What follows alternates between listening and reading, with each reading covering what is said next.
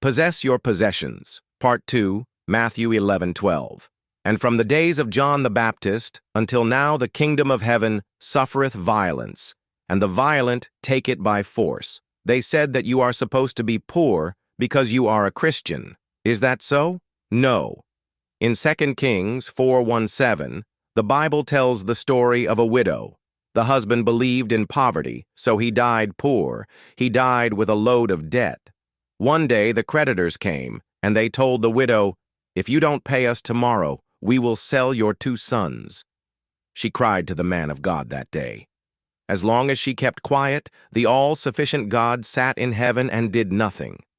As long as you want to remain poor, you will remain poor. But that is changing today. The day she cried and said no more poverty, that was the day her breakthrough came. They will tell you that it is written, money is the root of all evil. Wrong. That is not what the Bible says. The Bible says love of money. If you allow money to become your God, then you will have a problem. But if you want to seek first the kingdom of God and His righteousness, how many things will be added to you? All things. Prosperity was purchased for you by the poverty of the Lord Jesus Christ. Father, I want to be a divine treasurer. No more poverty in my life. No more barrenness. God Himself said there should be no barren fellow in His kingdom. Exodus 23:26. There shall nothing cast their young, nor be barren in thy land. The number of thy days I will fulfill. The very first blessing that God pronounced on His children in Genesis 1:26-28 is to be fruitful and multiply. He didn't say, be barren. Genesis chapter 30:1. And when Rachel saw that she bore Jacob no children, Rachel envied her sister, and said unto Jacob, Give me children, or else I die. 2. And Jacob's anger was kindled against Rachel, and he said, Am I in God's stead, who hath withheld from thee the fruit of the womb? 22. And God remembered Rachel, and God hearkened to her, and opened her womb. 23. And she conceived, and bare a son, and said, God hath taken away my reproach. In 1 Samuel 1:120, Hannah has been going to Shiloh all the time, but nothing has been happening. One day she got violence and prayed so hard that only her mouth was moving. That very day, God granted her request. Father, today, barrenness must cease in our midst. Long life is yours. Isaiah 65:20. There shall be no more thence an infant of days, nor an old man that hath not filled his days. For the child shall die 100 years old, but the sinner being 100 years old shall be accursed. You are not supposed to die young. You are not supposed to die before your days. We are not going to die. We are going to live and declare the work of God. In Genesis 32:24-29, when Jacob learnt that his brother Esau is coming to meet him, his brother had promised long ago to kill him.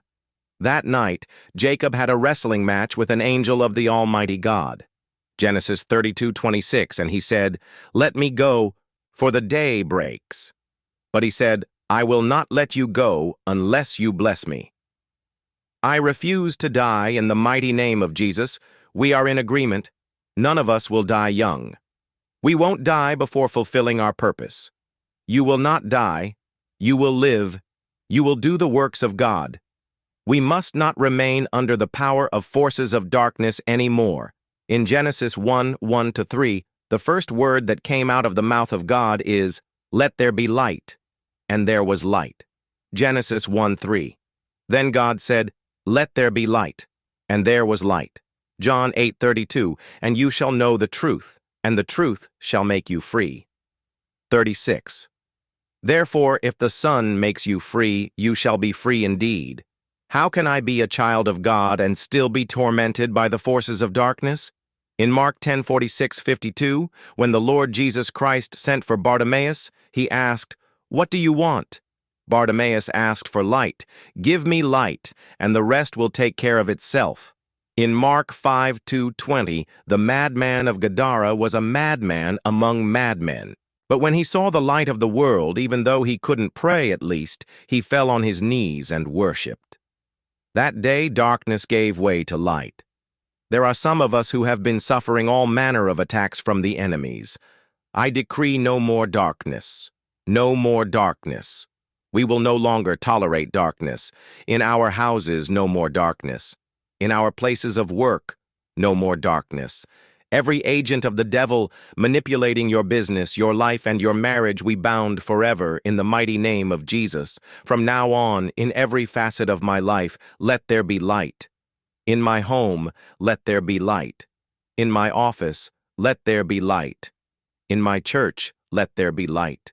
In my country, let there be light. Satan, in the mighty name of Jesus, take your hands off me. Take your hands off my family. Take your hands off everyone who is precious to me. In the mighty name of Jesus, in all your lives, there will be light, and your light will shine forever, forever. You will shine for Jesus Christ. Visit his secret place, https://tinyurl.com, M5ARRJ5 exit.